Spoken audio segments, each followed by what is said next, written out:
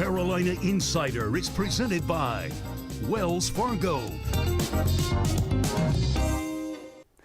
What a terrific freshman class it has been this season for Carolina basketball. That large group of young players has really progressed as the season has gone along. And one of those young men is Kerwin Walton from Hopkins, Minnesota. Adam Lucas and I had a chance to catch up with Kerwin, who is on pace to be the best freshman three-point shooter in Carolina history, at least by percentage.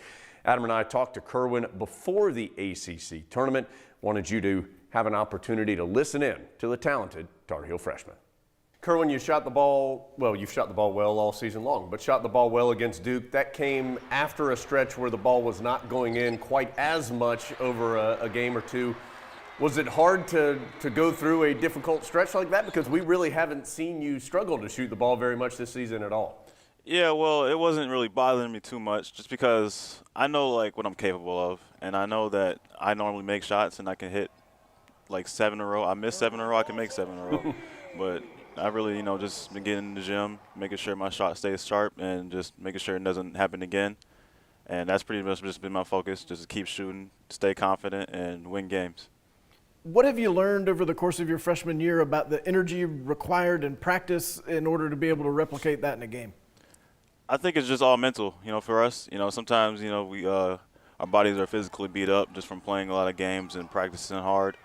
And I think that actually does play a bit of a factor in terms of like how hard we go in practice and even how hard we can go in games. But really, it's just you got to get that mental gear kicking in. He always mentions his championship teams and how mentally tough they were and how they had great leaders on their teams, and that's what made them so great. So we just got to try to emulate them and just pretty much just push through and focus on our end goals, which is winning the championship. Kerwin, kind of to that point, you always hear about the freshman wall, and you're playing more games and more minutes than in high school, and at some point freshmen tend to have a stretch where they're just a little bit worn out. Do you think that ever happened? Yeah, I definitely do think it happens. I think it's just because we practice probably much more than we did in high school. We probably have some more games. Games are usually longer. Practices probably might be also longer. I think it just there's more attention to detail in the practices, and we are expected to bring even more than we normally used to. So I think definitely does play a role in it, but we got great trainers and great staff on the team to help us, with our recovery and just our mental aspects. So I think that does play a big role in it.